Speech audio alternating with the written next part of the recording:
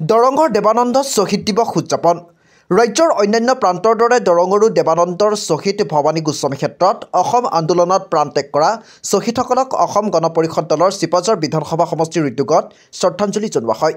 তদুপলক্ষে উক্ত অনুষ্ঠানত শ্বহীদ পৰিয়ালৰ সদস্যসকলক সম্বৰ্ধনা জ্ঞাপন কৰা হয়। তাৰ পিছত অনুষ্ঠিত হয় এখনি মুকলি সভা।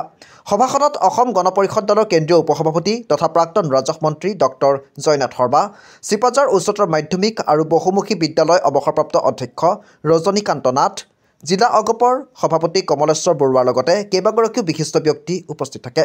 সভাৰ আৰম্ভণিতে আয়তীৰ নাম আৰু শ্বহীদ প্ৰণামো তোমাক শীৰ্ষক গীতসমূহ সমূহীয়াকৈ পৰিৱেশন কৰা হয়। তাৰ পাছতেই বন্তি প্ৰজ্বলন কৰা হয়।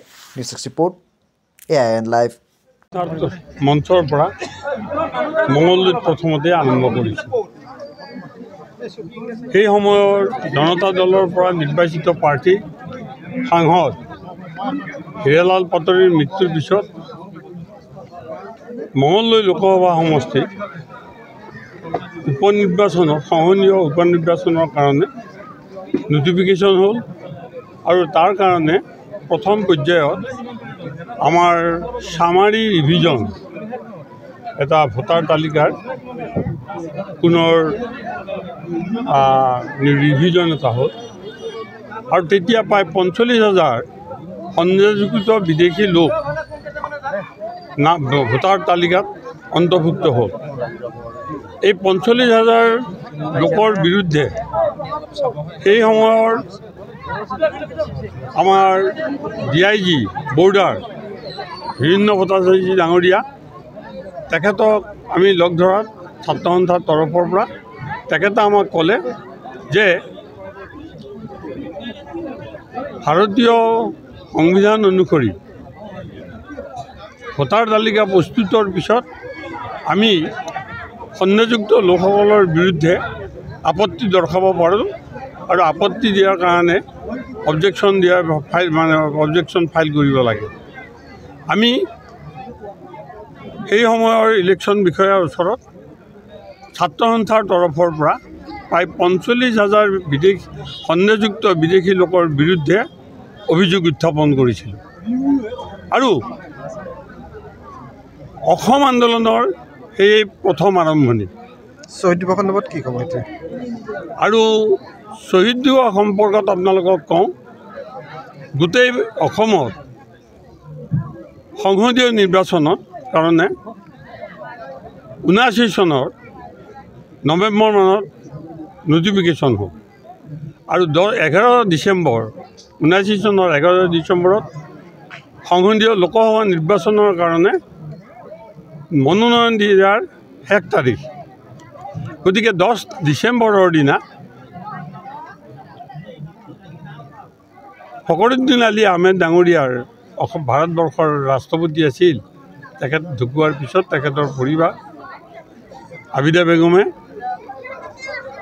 নমিনেশ্যন দিবলৈ বৰপেটাৰ পৰা নমিনেশ্যন দিবলৈ বিচাৰিলে। তেতিয়া তেখেতৰ লাখটকীয়া ঘৰ আমি ঘেৰাও কৰি ৰাখিছিলোঁ, কিন্তু সেই সময়ত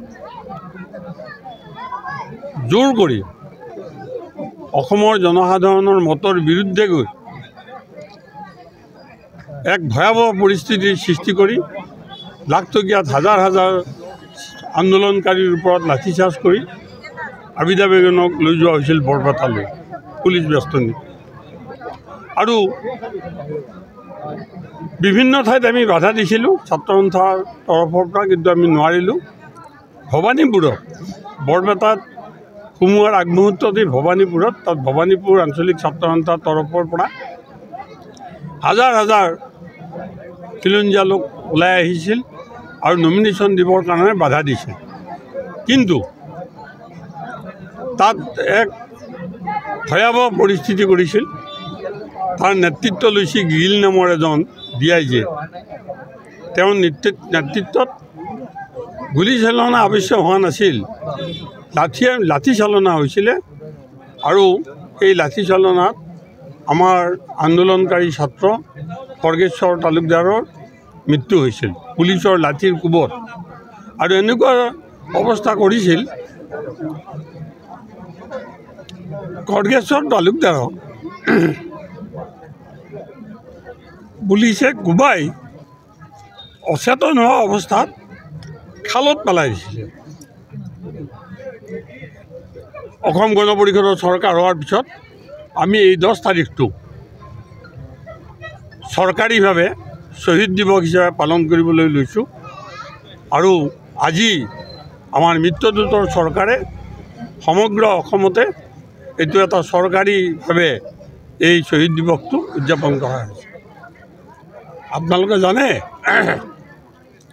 ইয়াত এই অঞ্চলতো দৰং জিলাত 63জন লোকে প্ৰাণ আহুতি দিছিলে।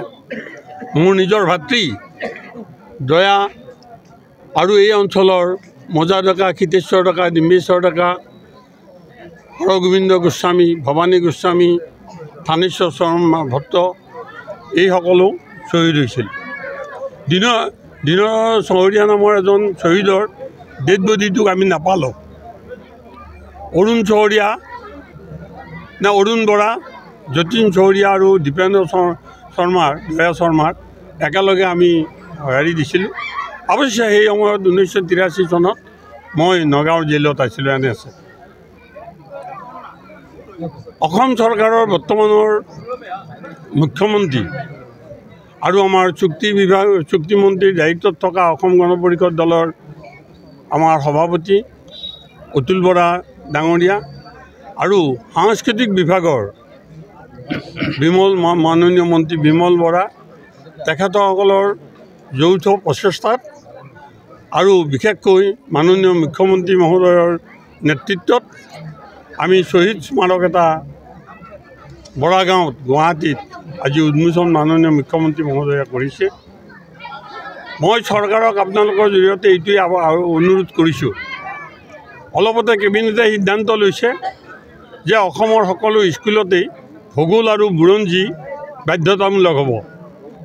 মই ভাবোঁ এই বুৰঞ্জীৰ পাঠ্যক্ৰমত আমাৰ প্ৰজন্মৰ পিছত প্ৰজন্মই যাতে এই অসম আন্দোলনৰ কথা পাহৰি নাযায়, তাৰ কাৰণে আধুনিক অসম বুৰঞ্জীত অসম আন্দোলনৰ এটা পাঠ সংযোজন যাতে চৰকাৰে কৰাৰ ব্যৱস্থা কৰে, মাননীয় শিক্ষামন্ত্ৰী মহোদয়ক মই আজিৰ এই দিনটোত অনুৰোধ জনালোঁ।